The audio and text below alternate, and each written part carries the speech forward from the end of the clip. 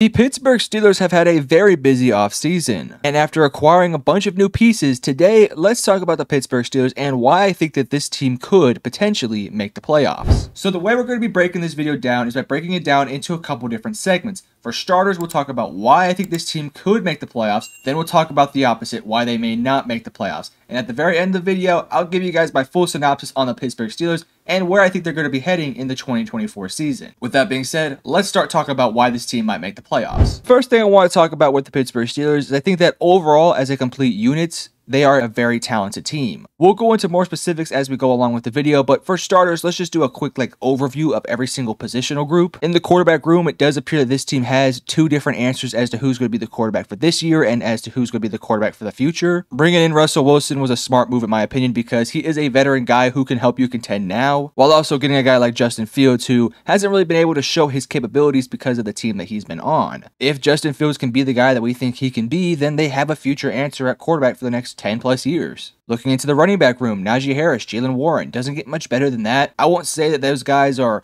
Christian McCaffrey or anything crazy like that, but those guys definitely are good enough to get the job done. In the wide receiving room, you have George Pickens and Roman Wilson. I'm super excited to see what Roman Wilson can do this year. Your tight end room is stout with Pat Freiermuth and Darnell Washington. Your offensive line is young and very good. And defensively, you have a lot of very good positional groups, mainly along the defensive line, your free safety, and some of your linebackers. Going into more detail about the positional groups I like a lot, looking at this offensive line, this is not only a super young offensive line, but it's a super talented offensive line. It appears that Troy Fautanu will be their starting left tackle over Dan Moore, which, by the way, Dan Moore is a very solid swing tackle / backup. I think that's going to be very nice for this young team to have. I think Troy Fautanu was fantastic coming out of college, and I was shocked to see him fall as much as he did. I personally thought that he could have been a potential top 15 pick, and for him to fall down there to the Pittsburgh Steelers, I thought was great value for the Steelers. Mason McCormick, I had a very high grade on him as well, and he fell a lot further in the draft than I also thought he would go to. Now, will he start for this team is still to be determined. Obviously, they have Isaac Seumalo, who could be the starter on that team next year as well. Regardless, if they do decide to go for this full-on young and youthful offensive line, I think Mason can get the job done. He's big, he's physical, he looks like a Pittsburgh Steeler. I like this move a lot. Looking into the interior of the offensive line, again, at the center position, they brought in Zach Frazier from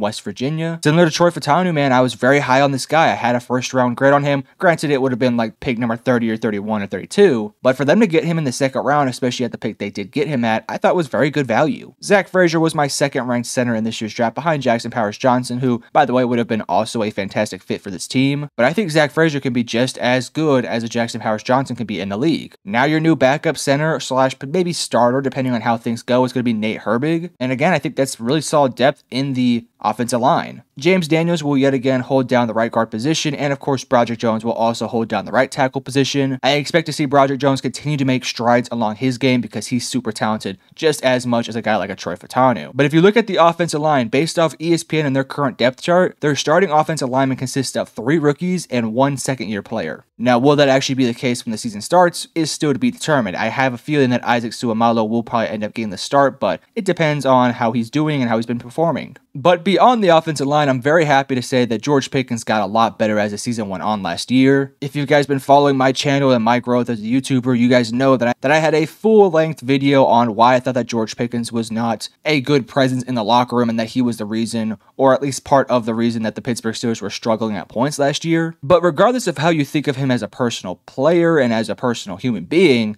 he's a fantastic football player. I think as long as the off-the-field stuff doesn't impact this team's team morale, I think this team could go very far. George Pickens has a lot of really good qualities to him as a person and as a player. He's tall, he's lengthy, he can make those fantastic plays. Run after the catch ability needs to be improved upon, but he can still do it. He's one of those receivers that is uber talented, and I could easily see George Pickens going for over 1,000 yards. And not just once every couple years, I'm thinking about consistently, like being a consistent 1,000 yard per season type of guy. Again, I don't support the off-the-field antics that he's been doing, especially when it comes to critiquing certain players and certain things, but I think as a player on the football field, which is honestly all that matters to the viewer, I think he's a fantastic player, and I think that he's definitely worthy of being a wide receiver 1 on any team. Looking at the defense, you obviously have TJ Watt, stud. I don't gotta say a whole lot about him. He might be the best defensive player in NFL. Alex Highsmith is his running mate, and that's a great 1-2 combination of pass rushers right there. Patrick Queen signed this offseason. It's going to be very interesting to see if he can continue his level of play that he had last year with the Baltimore Ravens on this Pittsburgh Steelers team. The question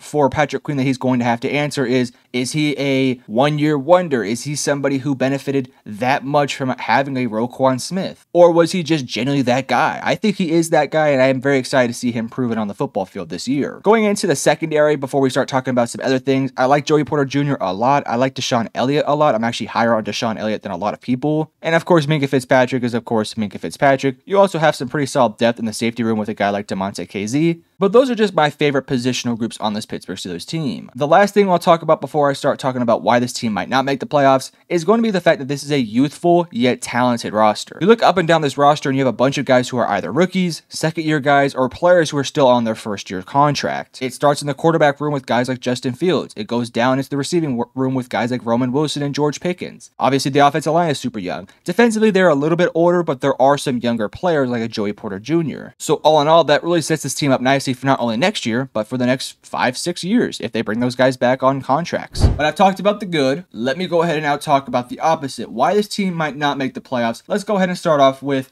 my number one reason. The AFC is fucking loaded. The AFC is a ridiculous conference. Last year, it kind of fell off just a little bit more from what my expectations were, but it wasn't necessarily because the teams were playing bad. A lot of it was due to injuries and due to unforeseeable things like the Cincinnati Bengals falling off. But regardless of that, there are so many freaking good AFC teams and teams that are getting better. I'm just going to list a bunch of teams for you guys. The Chiefs, the Bengals, the Ravens, the Texans, the Colts, the Jaguars, the Buffalo Bills, the New York Jets, the Miami Dolphins. The list goes on and on and on. And you also have to imagine that there's going to be one team that just breaks out of nowhere and becomes a very good football team for whatever reason. So if you're the Pittsburgh Steelers, if you stumble to enter the gates in the early portion of the year, let's say you're 3-3 after 6 games, I just feel like you're going to be falling behind in the standings, and it's going to make it even more difficult to not only win the division, but even to make a wild card spot. To go even further about the AFC portion of things, they're in the AFC North, which is full of the Browns, the Ravens, and the Bengals, who are all championship contenders in their own right. And I just don't know if this Steelers team is as experienced nor as talented as some of those other teams, mainly in the quarterback room. Do I love Deshaun Watson for the Browns? No, but is he better than Russell Wilson? It's a toss-up. He might be. Obviously, Joe Burrow clears anybody on the Steelers or even the Browns, and so does Lamar Jackson. And I just personally feel like in the AFC, you have to have a top 10 quarterback to win a ton of games and to potentially make the playoffs and make that deep run that teams like the Steelers want to do. Now, the nice thing about the Steelers team is that more than likely you probably won't make the deepest run next year, but the hope is that Justin Fields can develop into being one of those top dogs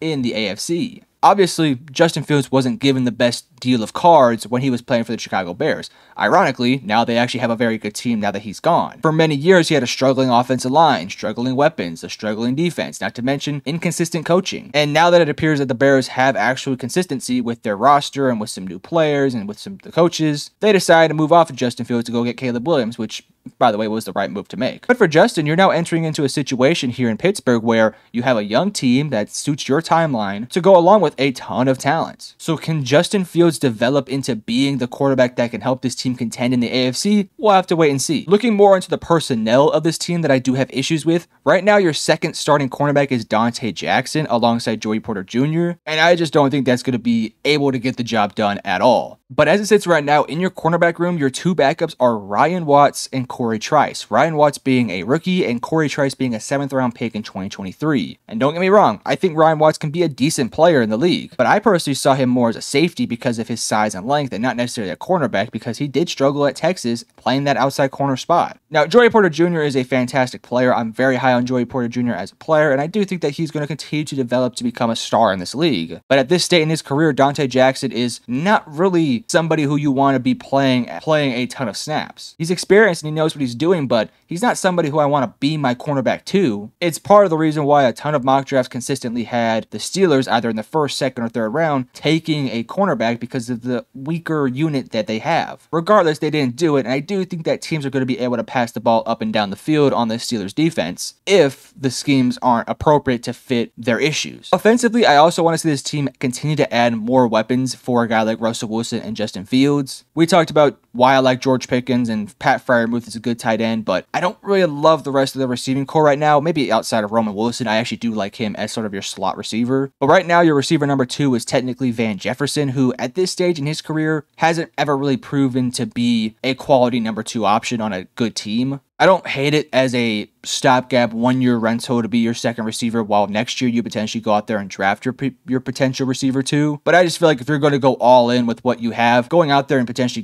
getting a better wide receiver 2 option probably should have been the move. We'll see if they do decide to do that in next year's draft. The last thing I have, and it's more of a question rather than a statement, can Russell Wilson still cook? Can Russell Wilson lead this team to a playoff spot? Can Russell Wilson lead this team to some playoff wins? Obviously, I think that last year was a better Russell Wilson year than the previous year, so it'll be interesting to see what version of Russell Wilson we get. Are we going to go back to being in that Seattle Seahawks version of Russell Wilson? I doubt it, but there's a possibility. Or are we going to go back to 2022 Russell Wilson with the Denver Broncos, or 2023 version of Russell Wilson with the Broncos? If Russell Wilson can still be a top dog in the league, this team could be freaking awesome. But if not, which I kind of think he won't be, this team could still probably make the playoffs, but it might be difficult to get there. But with that being said, let's now talk about the Pittsburgh Steelers and why I think that this team could make the playoffs. Let's begin with this. I like the roster up and down. I love the talented offensive line. I love the talented defense. Yes, this team has some issues such as not really a great receiver 2, maybe not a great cornerback 2, but for the most part, the roster is talented as hell. Offensive line is stout, defensive line is stout. If they rely on the running game and it is a successful running game, this team can be very good. And if Justin Fields or Russell Wilson can be good enough, I think this team is easily a wild card team that can maybe win a first round game. I'm not going to predict what their record will be, but I would be shocked if they win anything less than 9 to 10 games. And I think with Justin Fields developing behind Russell Wilson, he's only going to continue to get better because of it. So with that being said, Pittsburgh Steelers fans, you guys probably will be in the playoffs next year. Will you guys make a deep run? I kind of doubt it until I see what Russell Wilson can be. But if you enjoyed the video, hit the like and subscribe button, and I love you guys.